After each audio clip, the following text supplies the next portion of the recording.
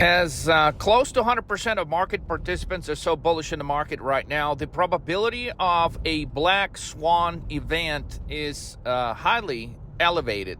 So in this audio message, we're going to examine a couple of possibilities, okay? But it's never what someone is expecting to be a Black Swan that actually becomes the Black Swan. To give you an idea, when we're looking at charts predicting a market crash right before the COVID crash, based off looking at the charts, I mean, we had no idea it was going to be COVID, it was going to be something else. At the moment where we were predicting a brutal market crash, nobody was talking about the crash. The conditions in the market were as bullish as it possibly gets.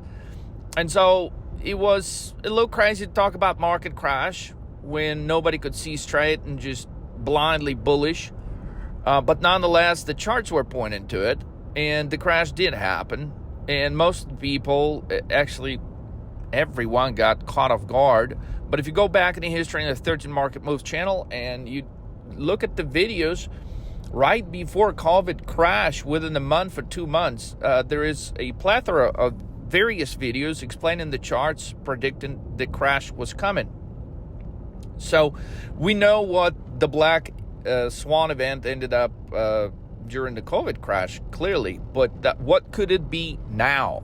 So let's answer this question by first looking at what we do know and looking at some of the possible Black Swan events that we may not know. Okay, what we do know is World War III is in progress. Okay, it is undeniable that World War III is in progress.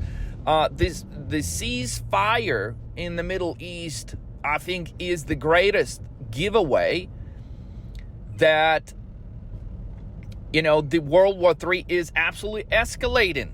Okay, United States cannot afford to continue wars on multiple fronts. So the temporary ceasefire, which, by the way, if you were to study the agreements of this ceasefire, it's total bullshit. This ceasefire is not going to hold. I wouldn't be shocked if, the war in the Middle East renewed in the next few days, if it renewed in the next few weeks. So the type of ceasefire deal that was reached is just smoke and mirrors. There's nothing that has really been done or accomplished in the Middle East. But why would anyone want for some kind of a ceasefire? It is so that the United States can prepare itself for the alarming situation that is developing in Ukraine. Crazy shit. So, but that is a known fact, right? That is something that we know cannot be a Black Swan. So World War III in full-blown mode right now, that is not a Black Swan. So we cannot say, well, that's a Black Swan. Some could argue, okay, well, Donald Trump being possibly not inaugurated on January 20th, that could be a Black Swan event. If something happens to Trump between now and inauguration, or if, multiple days, in a row, he's getting death threats, those are not going to stop. Could something wild happen as far as that's concerned? Even any of the people that he appoints to the office are getting crazy fucking death threats every day. So, it's very unlikely that something like that could happen, but will Trump 100% make it till the 20th of January? Could something happen during the inauguration? So that is unknown. That is something that has not happened yet. So technically that could be classified as a Black Swan event if it does happen. But very unlikely.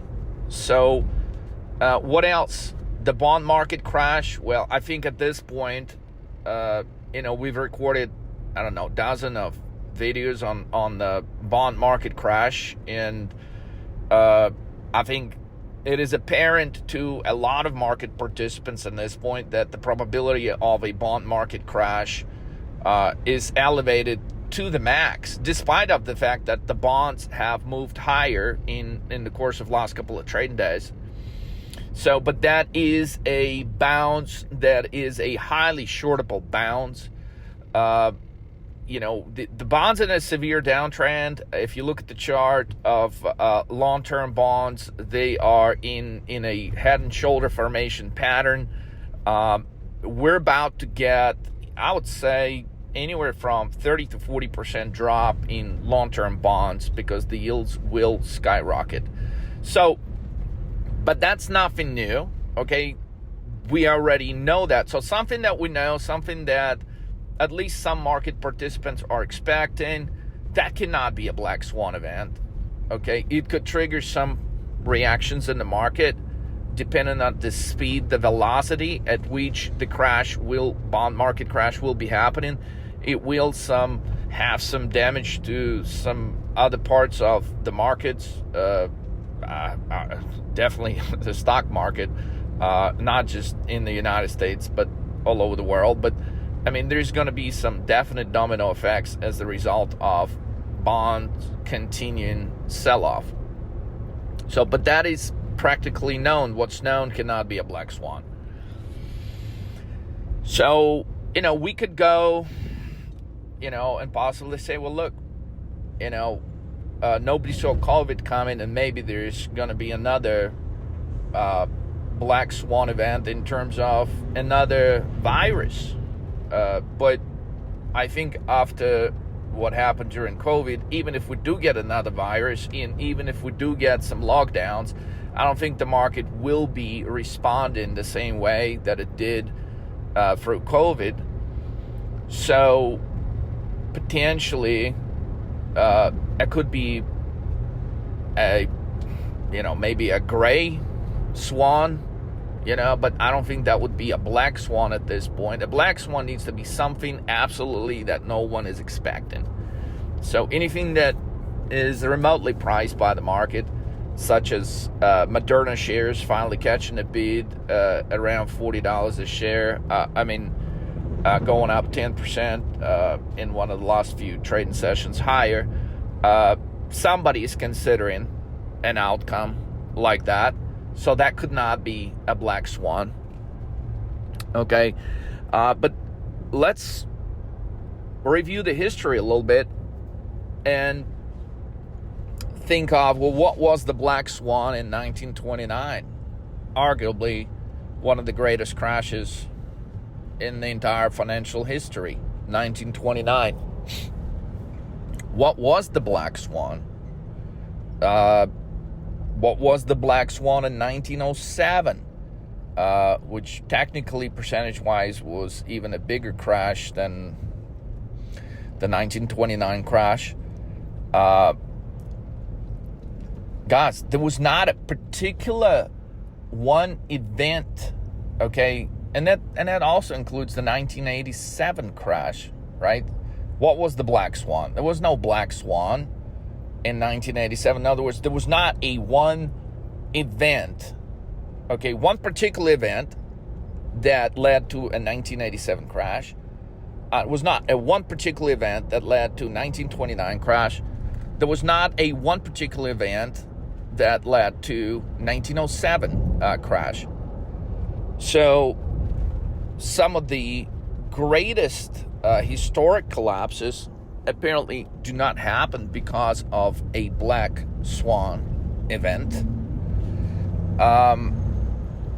And then it's arguable. We could say, well, it's a constellation of events that have to do with this, and this that led to this. Sure, we could argue that, but that's for a whole nother video, audio, podcast.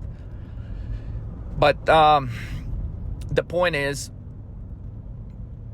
this is what we do know that happens ahead of each one of these major crashes throughout the history. Is we do know this, that market hype and bullishness is normally at absurd levels, like it is right now. So overwhelming hype was preceding to the 1929 crash, overwhelming hype 2000, 2001 crash, crazy hype 2007, 2008 crash, recent history, 2018, right before COVID, the market reached an absolute level of optimism and bullishness right before the collapse. I mean, these are undeniable facts that the market sentiment tends to get extremely bullish right before a major sell-off in the market. That is a fact. So I would say then, by definition, okay, any one of these historic great crashes, we can track them down, and they absolutely were preceded by an enormous rise in the market. So oftentimes you hear me mention the term market structure.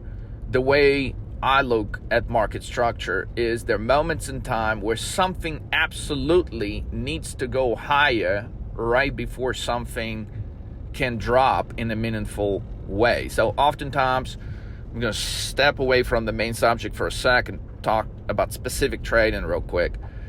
Oftentimes a trader will be waiting for a good opportunity to short, let's say short to bounce in bonds, right? And you'll get in the trade, and shortly after you get in, what happens? Well, bonds don't fucking drop. What they do is they go higher.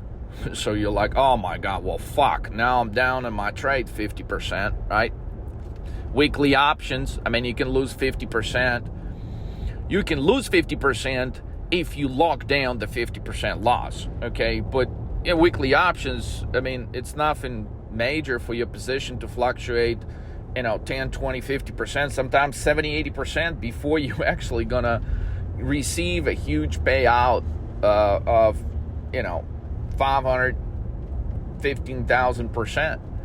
So a trader gets into a trade thinking, okay, this is a good entry, and then bonds slightly go higher. One last time, okay, but it fucks with the trader's psychology so bad that a trader jumps out of the fucking trade.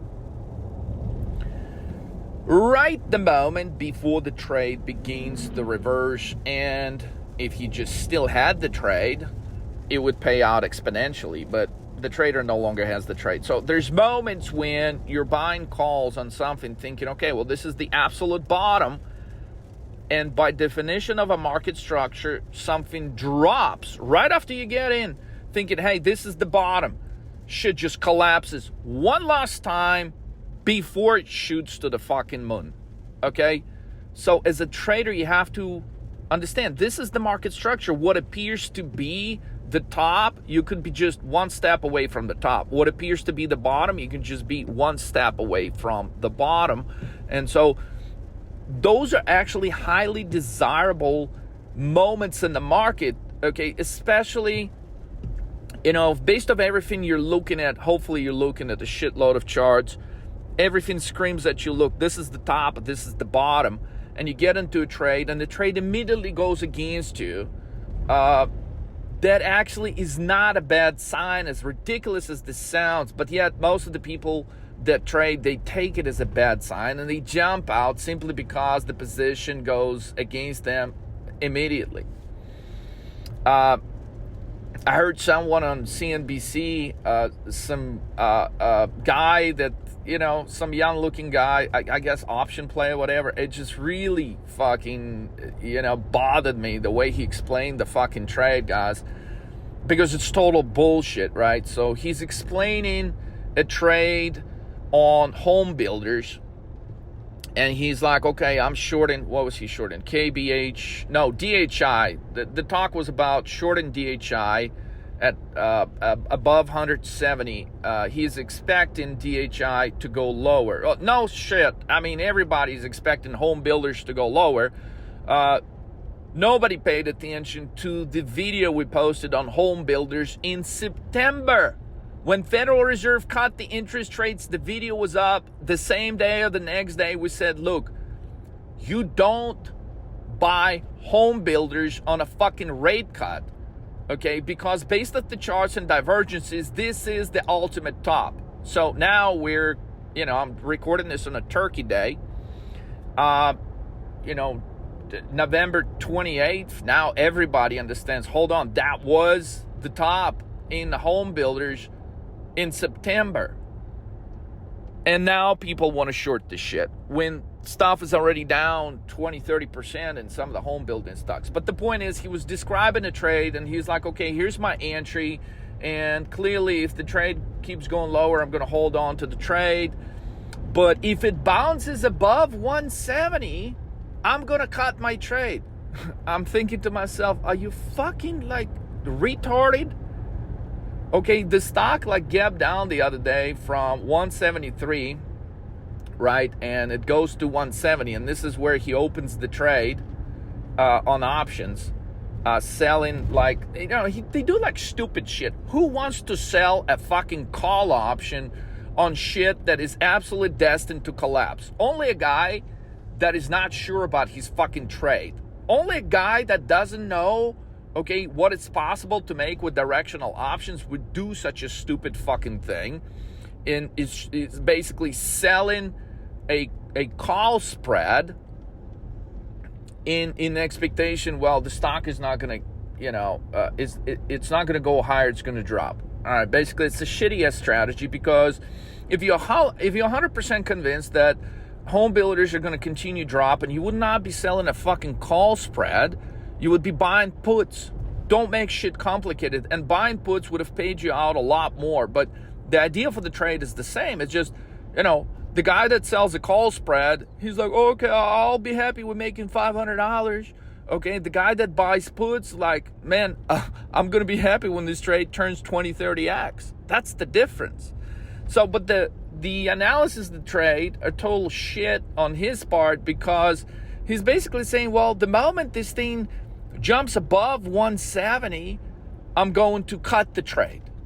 Okay, the gap down was from 173. You got still $3 more for this piece of shit stock to close a gap. There's not a chance in the world that, there's 99% probability that's not going to close the gap. So until it closes the gap down that was created that day, you don't fuck with the trade. Just because it crosses 170 to the upside again is not a reason to cut the trade.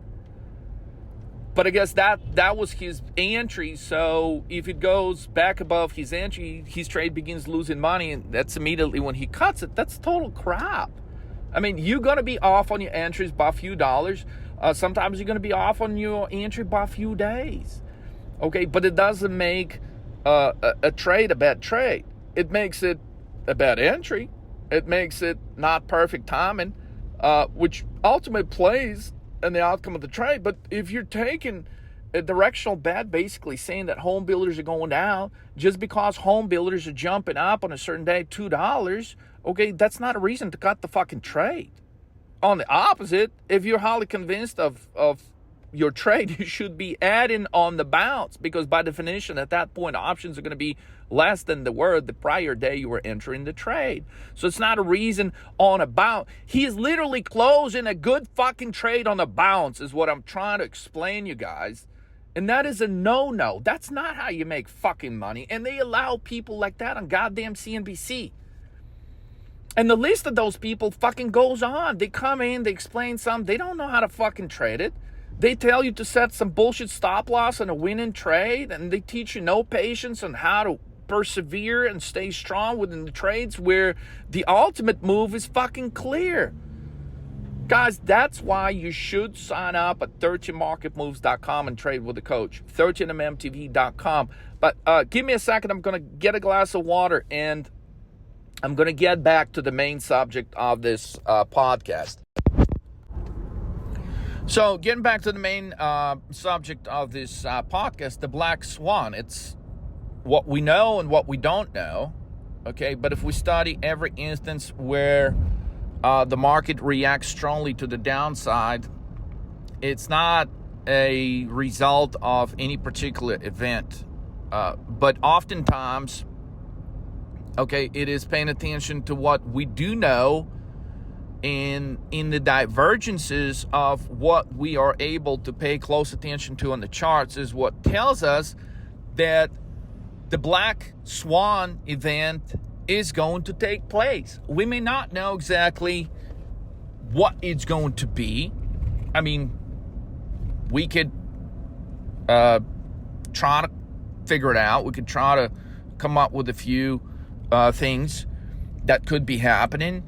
But trust me, the market participants around the world are trying to always troubleshoot a probability of a Black Swan event.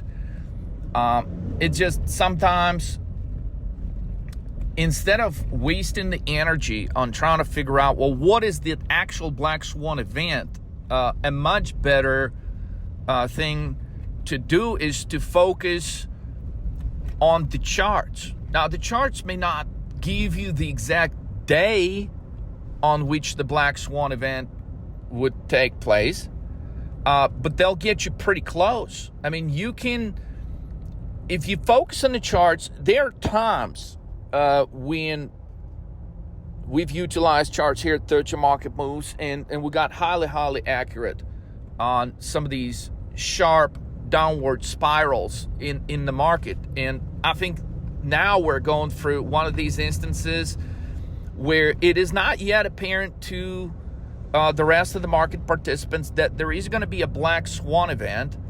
I'm not here to tell you what will be the Black Swan event, but I'm here to tell you the facts. The facts are these, okay?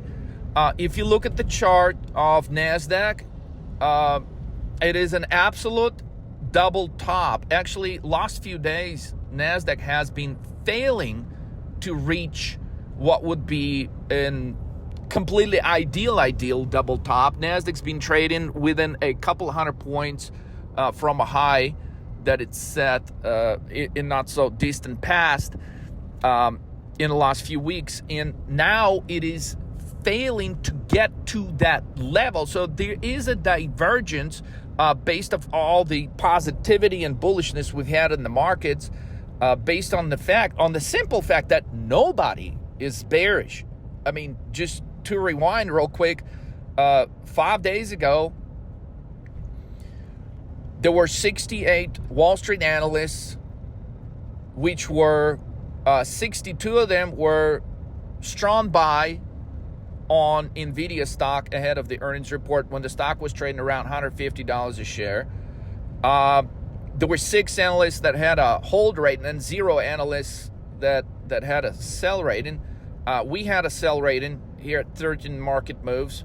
And, sell rating to us means, I mean, you can't stop us here at 13 Market Moves betting against something where 68 world prominent motherfuckers are so goddamn bullish on something that they completely neglect the very probability of an outcome. Well, if everyone is so fucking bullish, I have one question for you. Who's gonna buy? In other words, every analyst on Wall Street assigns a strong buy to the stock, with the exception of 4 guys who are like, well, we'll hold. Okay? So basically it's like, 96% or more say, hey, we've already bought and we're saying it's time to buy, with the exception the discount, the very little problem that everybody had wanting to buy, NVIDIA has already bought. So the question is, who's going to be buying it now? Oh, shit. Well, we didn't think about that. But we did think about that at 13 Market Moves. And that's why we said it was the easiest shorts. And NVIDIA's dropped now 4 trading sessions in a row, on average 3% plus in every trading session. NVIDIA has not seen a daylight since the earnings report. But yet the consensus was so overwhelmingly bullish. It was so undisputably bullish. And the earnings report was so undisputably great that everybody decided to sell. I mean, that's how bullish it was. So, I mean, and this was just this week. This was just, what, like in the last 5 trading days. So, I'm saying that what we do know about the market now is similarly to NVIDIA, we have 96 plus, probably higher than that, percentage of market participants. They're blindly bullish on the market. I want to leave you with this question, a simple question again, yet that we proposed for NVIDIA. And it's the same question I'd like to propose for the market at this moment on Turkey Day, is most of the people are going to eat Thanksgiving dinner tonight, and they're going to be like, man, this market, there's so many good things for the market. Look, all the Wall Street analysts are bullish. Everybody is a bull. Oh, yeah, man, we're going to get rich. We're going to buy calls. We're going to do this. We're going to do... Yeah, they are going to buy calls. An average fucking dumbass is going to buy calls at the market top. It is undisputable. So I hope that as a result of consuming this information, you guys will make some phenomenal trades. That's why I care to share this with you. And most of you just simply don't know how to put on these trades. And that's why I invite you to come to 13 Market Moves and do it with a coach, damn it. Stop fucking up these really good trades. So most of the people spend too much time, in summary of this, I want to say that most of the people spend too much time focusing on identifying what is that Black Swan event could be. At a moment where you shouldn't be looking for what is that event actually going to be, you should be looking at the charts, which are telling you at this very moment, okay, there's a double top on NASDAQ. There is a double top on S&P 500. There is a blow-off top on RTY or Russell 2000. Okay, at the very moment where entire Wall Street, that's the trade, right? That is their fucking trade. Buy the small caps. That's the trade. And I would argue that the entire Wall Street gets this trade wrong. Okay, because based off the economic data that we're getting, and I would bet that economic data keeps deteriorating at the time when inflation keeps rocketing higher. The case for stagflation in the last 2-3 months has only gotten stronger, and there is not an instance in economic history where stagflation does not produce a market crash. So what tips the market over, we don't know. And we may have a little bit of a difficulty at times pinpointing the exact day on which that happens. But what we know and what we look at charts at the present moment, it's 100% unfucking deniable that these type of charts that we're looking on NASDAQ, on S&P, on specifically on Russell 2000 /RTY, if you look at the futures, right, it is undeniable what's happening in key stocks such as NVIDIA and Microsoft and, even Amazon. As bullish as the world recently has been on Amazon, Amazon chart is a failed breakout. And I've pointed that on one of the videos where I was showing charts maybe a month ago. I said, look, on Amazon, based on this chart, okay, when it breaks above 200, it's going to be a failed breakout, okay, and it's going to reverse. And so Amazon ran from 200 to 208, and, it recently was under 200, and now it's just slightly above 200 again. But the point is, Amazon, before you know it, it's going to be back to 150, 160 level. But everybody's pricing a fucking breakout on Amazon when the chart clearly points to a failed breakout. So, if we focus on what we do know, okay, the charts, and we can go chart by chart by chart, is telling us there is a bear divergence in terms of price action versus RSI, in terms of price action versus MACD crossovers, which are highly bearish. Even talking about Bitcoin, of course. How could you short Bitcoin? I mean, the whole world is just going to buy it, when they talk about Bitcoin at the Thanksgiving dinner. And I would argue the exact opposite is about to happen. The whole world is expecting Bitcoin to cross 100K and continue rocketing higher. I would argue exact opposite has a higher probability of happening at this moment in time. And I'm basing this on nothing else but the charts. Okay, the charts are pretty fucking accurate, guys. If you study and you follow them, that's how you beat 68 goddamn Wall Street analysts that are all bullish on Nvidia. That's how you do it. That's how you form your own opinion in the market, is by focusing on the charts. So, this is my gift to you on Thanksgiving, okay, is instead of focusing on the wrong stuff and going and listening to a lot of media channels and a variety of people's opinions, just focus on your own stuff. Learn to read the charts. Learn to read divergences. It'll give you a lot more confidence as a trader. It'll give you a lot more confidence to stick with your trade, which currently may look like total shit, because when you're looking at your P&L, it's red. But instead of jumping out of that trade, if you studied the charts, okay, if you stay with it, it's going to pay out a big profit to you. You just don't see it. And you end up jumping out of trade after trade after trade right before it pays big. And I'm saying you can change that. You can reverse the outcome of the next trade. It doesn't mean you're going to take the next trade and automatically goes green, green, green. Hey, if you trade with 13 mark moves, coach, sometimes it will happen. Sometimes we'll take a trade and go instantly green. But in the majority of the cases, your trade first will go red before it will go green. So you shouldn't go into trade and expect, oh, I'm going to take the trade and, it's automatically going to go green. Oh, my God, if it's going to turn red, I'm going to put a stop loss and I'm going to get out. Yeah, all of these stop loss crap for weekly options, guys, it doesn't work. Okay, you should always have a mental stop loss based, again, of what? Off the chart. Okay, your stop loss shouldn't be based on how much you're losing on a trade, because when you're trading weekly options, okay, your P&L is going to be jumpy, because weekly options valuations, they change so rapidly that, okay, in the morning you could be down 52%. By the end of the day, you could be up 560%.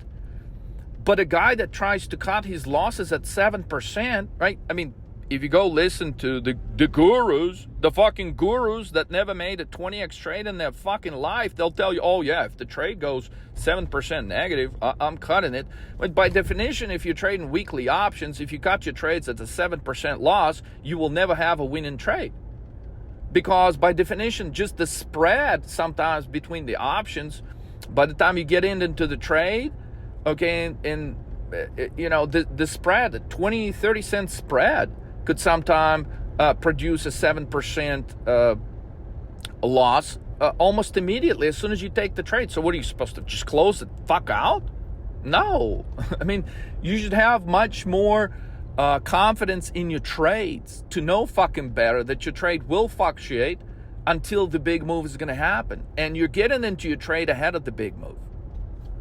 So what we do know now, by looking at the chart, that the Black Swan event is near. We don't know exactly what is going to be the Black Swan, but we do know it is here. We're very near the Black Swan, and we do know that the greatest time to trade is the time when options are mispriced. And because so few people are expecting things to go wrong in any sort of kind of way, at this moment, options are severely underpriced, which by definition, you need to have these ideal market conditions to put together these 20, 30, 50x trades that we talk about here.